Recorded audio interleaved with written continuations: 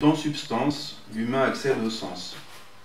Le devenir du devenir finalisé par le procès de production n'est plus un temps perdu dans le cycle de la répétition. Le temps poursuit un but, celui que le procès de production lui assigne. Le temps devient un bien public, le premier cadeau que l'humanité a pu se faire. Ethnologues et anthropologues et philosophes éprouvent ce temps comme s'il allait de soi, sans s'étonner de son paradoxe. Être un temps acquis qui semble originel, alors qu'il est le lieu de l'identification du temps de l'être et du temps du genre par le procès de production. Ce temps substance se vit et se pense comme s'il était naturel, cadre a priori, forme a priori. Pourtant, le temps substance est bien une conquête, le temps public, celui de la mise en forme de la socialité selon le procès de production. Temps cadeau, bien public, mais aussi promesse d'éternité. Car dans ce temps substance, on ne meurt plus. On va le faire ailleurs, dans le temps préposé à cet usage, le temps sujet. L'association de l'être et du genre permet d'accéder au temps sans la mort. Persévérer dans l'être et devoir faire accomplissent leur œuvre, le temps substance. Celui-ci est une œuvre collective, un partage. On échange le temps qu'il fait. Je vous donne le bonjour. Chaque instant est présence au monde, acte de concilier le persévérer dans l'être et le devoir faire, intention de donner suite au geste de l'autre dans un temps commun. C'est l'identification parfaite de la logique du temps et de l'éthique sociale, le temps substance. Quelle gratification! C'est un temps permanent, ontologisé, temps social de la création continuée qui ne doit de compte qu'à lui-même. Nous sentons et nous éprouvons que nous sommes éternels. Le temps substance et cette temporalité où le geste social est aussi participation à l'être, où exister, c'est durer de la durée d'évolution. Longtemps, toujours. Ce n'est pas là une interprétation panthéiste. Cette mainmise est aussi action sociale et collective, distinction immédiate entre le social et le naturel, puisque c'est la réalisation du persévérer dans l'être pour devoir faire.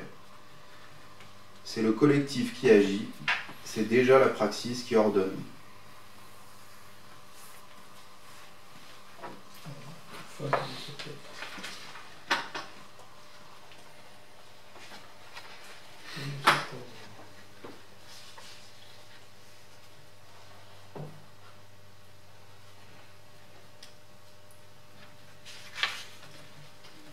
Est-ce qu'il y a des questions?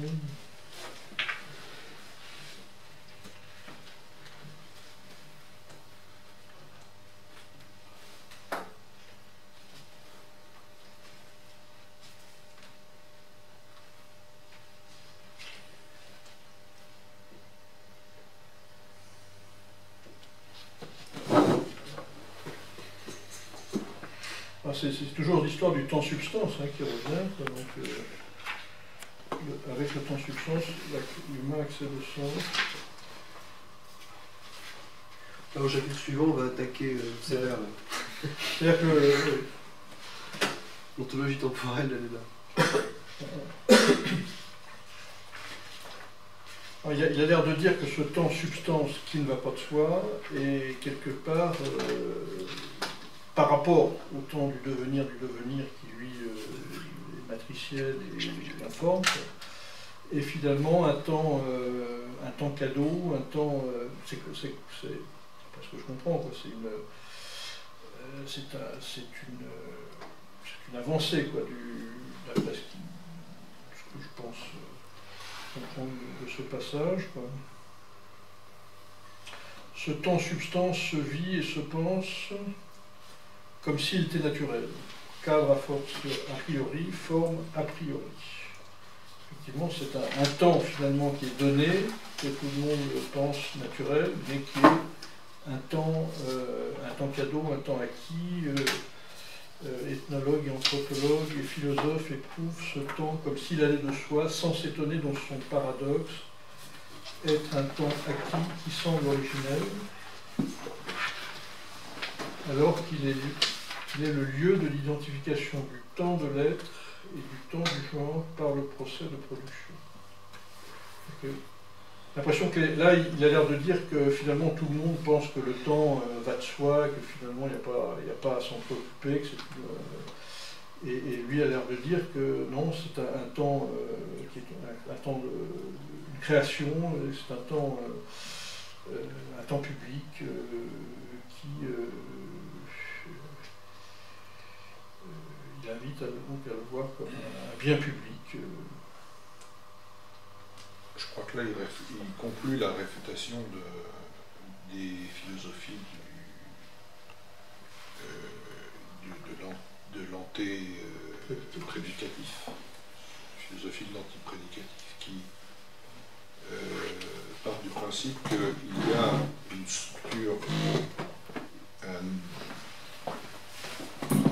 a priori déjà là, propre à l'humain,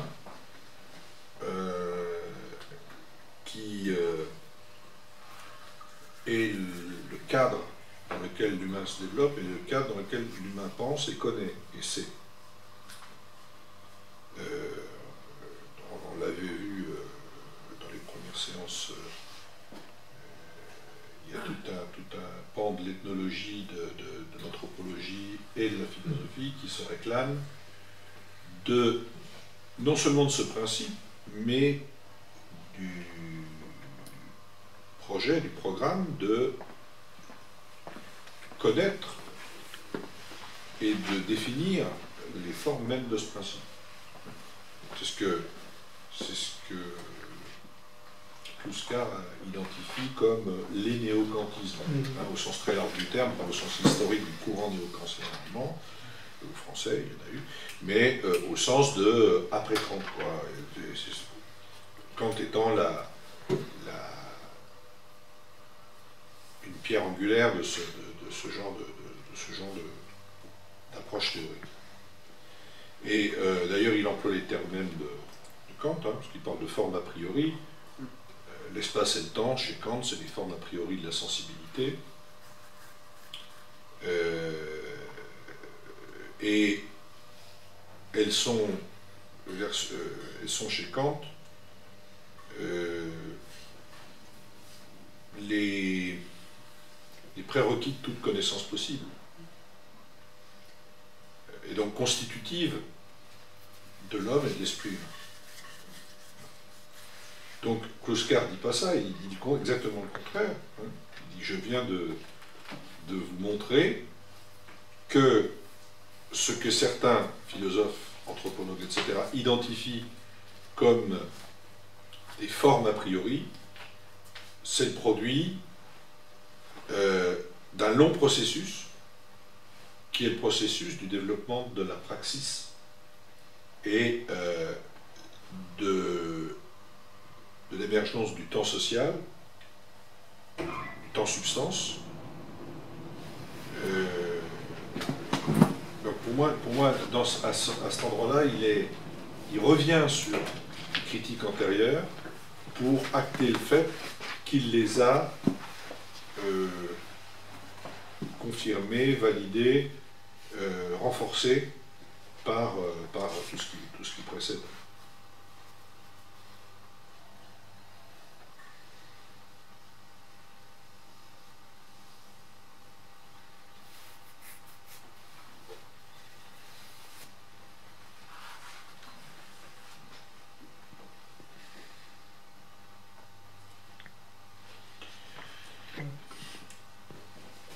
Il dit la chose suivante. Il dit le temps et l'espace sont trop genres d'une certaine façon, en tant que genre de la praxis.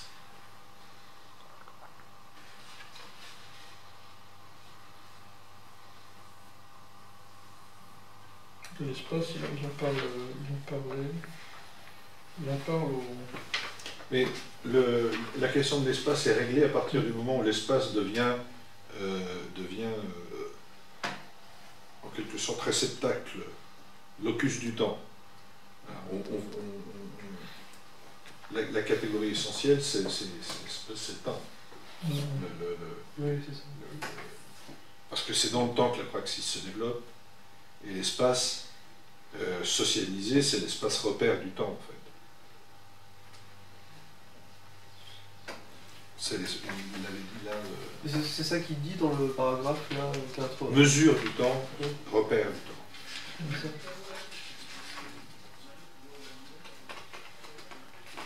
Chez Kant, alors, ça fait très longtemps que je n'ai pas lu ça, mais il y a des passages où Kant discute de la relation dans sa propre théorie entre l'espace et le temps. Il établit une hiérarchie entre l'espace et le temps. Et autant que je me souvienne, c'est une hiérarchie à l'avantage de l'espace. Mais autant que je me souvienne, il faudrait regarder ça, il faut relire les 80 pages du début de la critique de la raison pure. Je crois que c'est là-dedans qu'il va développer, dans le passage de la critique de la raison pure qu'on appelle l'esthétique transcendantale. C'est le début de la critique de la raison pure, où il met à jour le temps et l'espace, forme a priori de la perception et de la représentation. Et formes a priori qui naturellement ne deviendront savoir que unis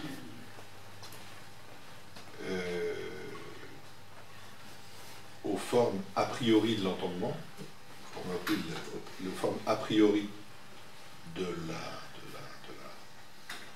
la pensée, c'est-à-dire aux formes de l'entendement, aux catégories de l'entendement, qui sont chez Kant l'autre versant de l'anté-prédicatif, c'est-à-dire le versant, en quelque sorte, rationnel, du côté de la pensée proprement dite. L'être au monde pour Kant, c'est l'être au monde d'un être particulier qui dispose à la fois du pouvoir de s'en sentir et du pouvoir de juger. Le tout dans une approche qui, chez Kant, n'a strictement rien à voir avec une approche historique. Hein. On est vraiment dans une vision très, comment dire, phénoménologique, structurale, je dirais structurale du sujet. Le sujet, c'est le siège du jugement, et le jugement associe des facultés, une faculté de sentir, qui elle-même s'inscrit dans le cadre de forme a priori dont il dispose, donc qu'il a là, je dirais naturellement à disposition, et puis facultés de pensée, qui sont les catégories de l'entendement. Ce qui ne veut pas dire que quand était suffisamment stupide pour penser que l'homme avait toujours pensé, de la même façon, avec les mêmes outils, c'est pas ça. Mais la question de l'histoire chez Kant n'est pas la question de la théorie de la connaissance, c'est autre chose. L'histoire est d'abord mise entre parenthèses dans la théorie kantienne pour revenir après au niveau de la politique et de l'éthique.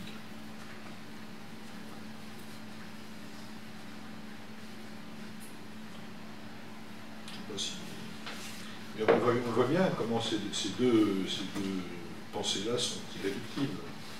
Mais on vient toujours à cette idée, la philosophie de la praxis, c'est une philosophie, c'est ce que dit Kluskar au début de son livre, c'est une philosophie qui veut dépasser la césure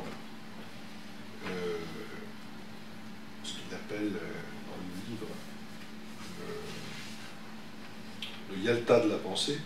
Hein, il a cette expression-là, le yalta de la pensée. La césure entre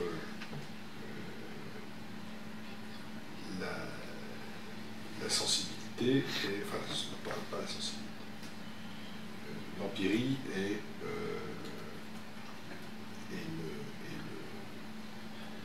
l'universel.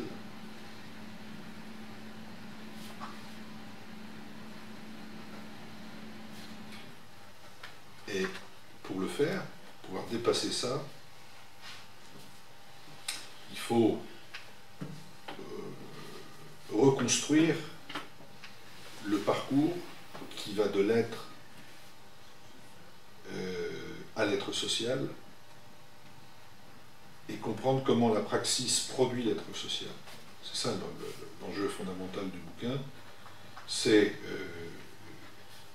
en se plaçant sur le terrain d'un objet homme qui est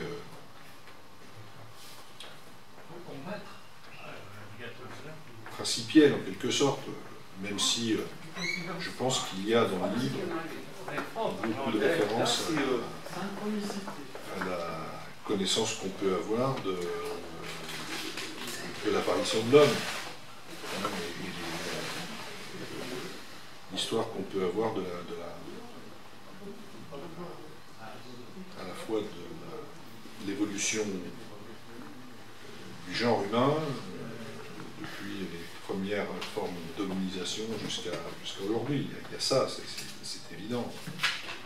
D'ailleurs, à ce niveau-là qu'il faut se passer. Ça renvoie à la discussion qu'on avait l'autre jour. Tu as parfaitement raison de renvoyer la question à 2 millions d'années. Effectivement, c'est ce que tu as dit l'autre jour. Ouais, moi, j'essaie de prendre des notes par rapport à 2 millions d'années. Même, enfin, 2,4, là, j'ai revérifié. Oui, 2,4. Enfin, ça dépend. On n'est plus, voilà, plus à 400 000 ans près. Non, mais s'il y a un flou, forcément, il y a une perspective avec un flou. Là, donc... Ouais.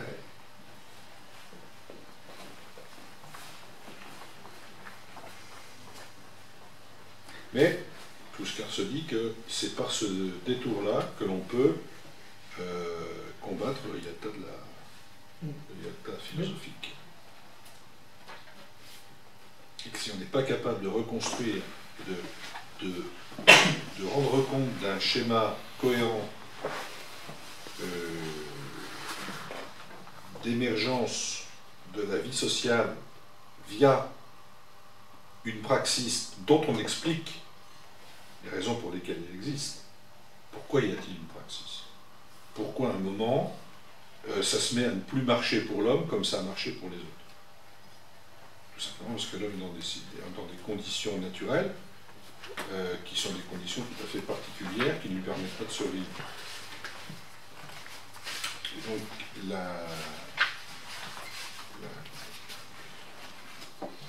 l'intentionnalité va naître de cette nécessité de survivre, et de construire un projet aussi minuscule soit-il, qui n'est pas la simple répétition de l'être, c'est-à-dire la simple répétition à l'identique d'un genre animal, mais qui est une dérogation, un détournement, une première poussée par les événements et rendue nécessaire par les événements, à partir de laquelle tout s'enchaîne. Ça me fait penser à la théorie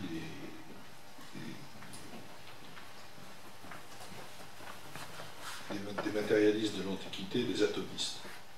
Les atomistes qui expliquent la création du monde comme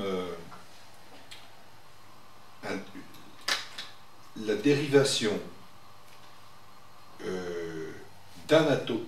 Pour les atomistes, les Grecs anciens atomistes, tout le monde originel, qui d'ailleurs n'est pas encore le monde, c'est une chute d'atomes en parallèle dans le vide. Et puis, il y a un premier mouvement, alors il explique de différentes façons, comme on en sait peu sur ce qu'il disait, parce qu'on n'a pas récupéré beaucoup de textes des gens de cette époque-là, mais il y a un premier mouvement de déclinaison d'un atome, d'ailleurs ça s'appelle en latin le déclinamen, qui va engendrer toute la création du monde. Là, le premier atome de la praxis, c'est ça finalement, c'est le clinamen vers la société. Ben oui. C'est le clinamen vers la vie sociale, c'est ça. Ouais, non, il y a une analogie intéressante. Sauf que Kouska lui explique pourquoi. Oui. Il rend compte de cet élément d'irrationalité au sein de l'être, ce que les atomistes n'expliquent pas.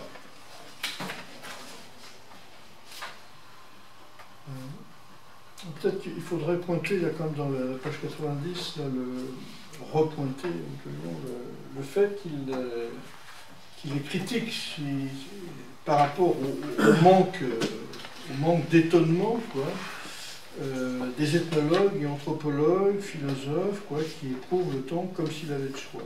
Donc il le dit, ce temps, substance, vie et substance comme s'il était naturel.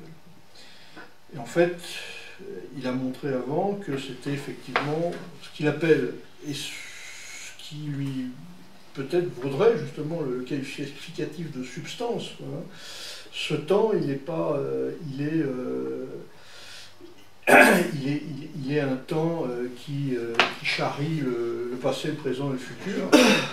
Donc alors peut-être de ce fait-là, si vous voulez, c'est un temps construit finalement, mais qui échappe à la pensée des ethnologues, anthropologues et philosophes qui le vivent comme, et les autres évidemment, comme un temps qui va finalement de soi. Donc peut-être que là, la notion de cadeau, promesse, etc., qui fait intervenir là, c'est peut-être effectivement de prendre la mesure de ce que ce temps ne va pas de soi, n'est pas un temps acquis qui semble originel, mais qui est une construction, qu'il a une substance, temps qui est consistant, produit. Voilà.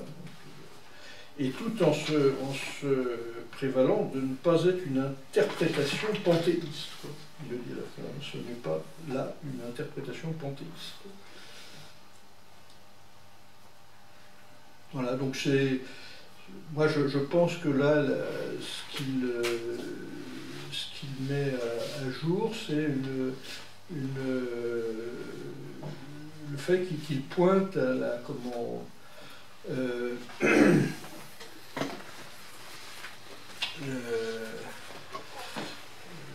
biais par lequel toute la philosophie occidentale, finalement les anthropologues, etc., considère le temps. Donc,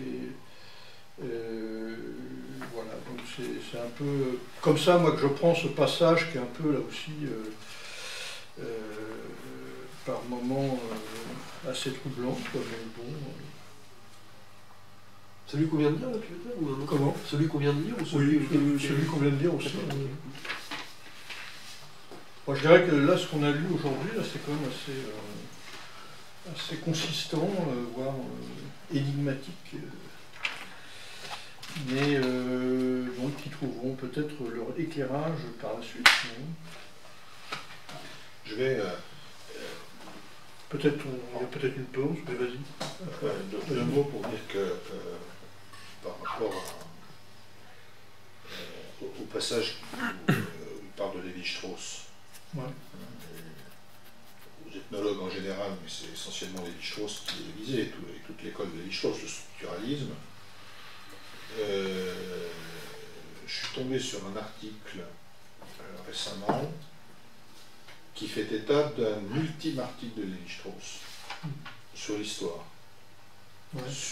Et qui n'est pas un article de réduction de l'histoire à rien, mais qui est au contraire un article qui repose la question de l'histoire au sein de sa théorie. Ouais, à la fin de sa vie, quoi. À la fin de sa vie. Et je vais me mettre à la chasse pour le trouver, ce truc-là. Ouais. Je vais vous l'envoyer. Peut-être parfois à la fin de la vie, à la fin de leur vie, les gens détricotent tout ce qu'ils ont Ouais, fait. des fois, au dernier moment, on se dit, j'ai raté, j'ai raté quelque chose. Il y avait aussi, alors j'arrive pas à le retrouver là malheureusement, dans ce bouquin-là, il y a un moment donné où il fait, il parle, au lieu de parler de l'espace et du temps, il parle du spatio-temporel, quoi. Et que c'est un terme global, et qu'en fait le découpage en espace et temps vient justement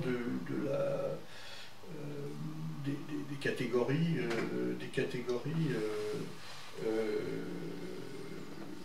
constitutive ensuite de la praxis. Alors j'arrive pas à le retrouver, mais là, il y a un petit passage, là, j'avais noté des choses par-ci par-là.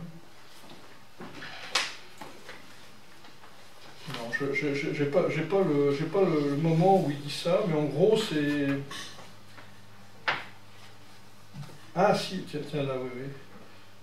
On ne saisit pas le temps et l'espace en tant que tel. Voilà, on ne saisit pas, on ne saisit pas le temps et l'espace en tant que tel, on saisit le spatio-temporel. Ce qui est vrai, c'est que quand on est face à l'espace, on saisit le spatio-temporel, tu ne saisis pas le temps d'un côté, puis l'espace de l'autre, tu saisis la totalité. Et c'est à partir de cet ensemble que le dispositif temps-espace peut se modifier pour ne distinguer que le temps ou l'espace, à partir de la différence apparue dans la durée et le mouvement.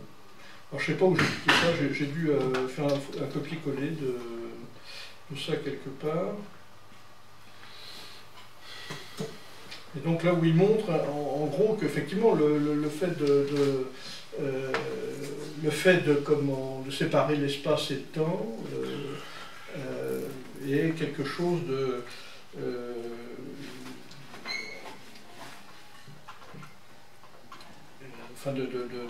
construit, quoi, finalement, et qui est de dérivé, quoi, par rapport à sans doute, par rapport aux catégories, quoi, de la praxis une fois qu'elle est constituée, quoi. Je ne sais pas où j'ai vu ça, par-ci, par-là. Il faudra retrouver au fur et à mesure, le situer un peu dans le contexte dans lequel c'est écrit, quoi. Je sais pas. Donc, il y a aussi ça.